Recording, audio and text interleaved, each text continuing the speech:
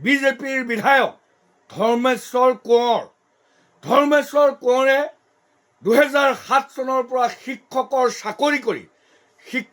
চাকৰি কৰি তেওঁ স্কুললৈ নাযায়, কেৱল কয়লাৰ লগত জড়িত হৈ আজি নিমনাগৰৰ পৰা সোমাই যোৱা যি নাগালেণ্ডলৈ সোমাই যোৱা যি ৰাস্তা এই তিৰুপ কয়লা খনিৰ মূল দালালজনে হৈছে ধৰ্মেশ্বৰ কোঁৱৰ।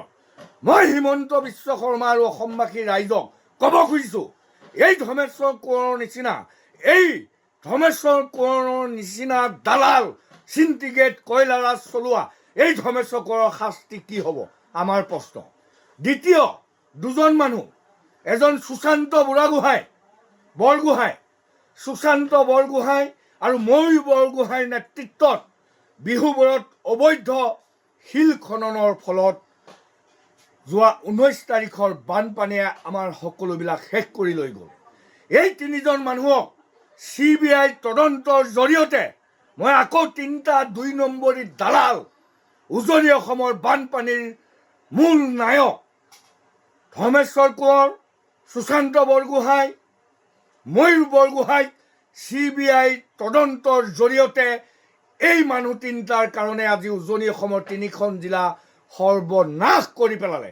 এই তিনিটা মানুহক CBI তদন্ত কৰি জেল নহয়, এই দালালবিলাকক চিণ্ডিকেট চলোৱা 2 নম্বৰ। মই অসমবাসী ৰাইজক হাতযোৰ কৰি এটা কথা জনাবৰ কাৰণে, এটা গুৰুত্বপূৰ্ণ চিৰিয়াছ কথা জনাবৰ কাৰণে আপোনালোকক আজি এই ভিডিঅ'টো কৰিলোঁ। প্ৰথম কথা হ'ল নাজিৰা, চৰাইদেউ, শিৱসাগৰৰ যি বানপানী, এই বানপানী কোনো ধৰণৰ প্ৰাকৃতিক বানপানী নহয়।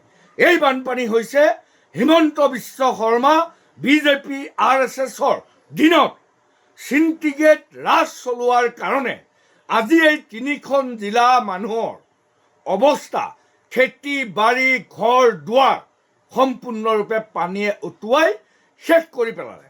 ইয়াৰ প্ৰথম জগৰীয়াজন হৈছে সোণাৰীৰ বিজেপিৰ বিধায়ক ধৰ্মেশ্বৰ কোঁৱৰে 2007 চনৰ পৰা শিক্ষকৰ চাকৰি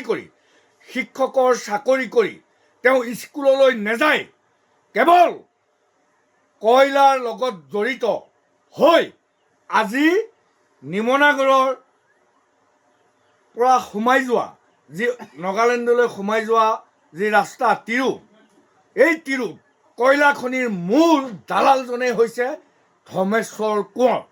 মই হিমন্ত বিশ্ব শৰ্মা আৰু অসমবাসী ৰাইজক ক'ব খুজিছোঁ, এই ধৰ্মেশ্বৰ কোঁৱৰৰ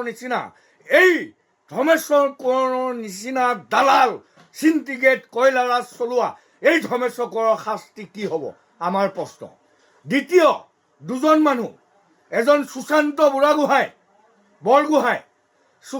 বৰগোহাঁই আৰু ময়ূৰ বৰগোহাঁইৰ নেতৃত্বত বিহুবোৰত অবৈধ শিল খননৰ ফলত যোৱা 19 তাৰিখৰ বানপানীয়ে আমাৰ সকলোবিলাক শেষ কৰি লৈ গ'ল।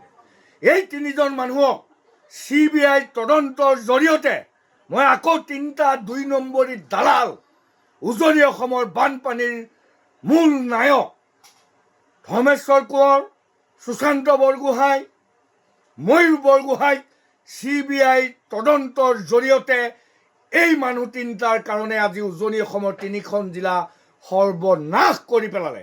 এই তিনিটা মানুহক CBI তদন্ত কৰি জেল নহয়, এই দালালবিলাকক চিণ্ডিকেট চলোৱা 2 নম্বৰ।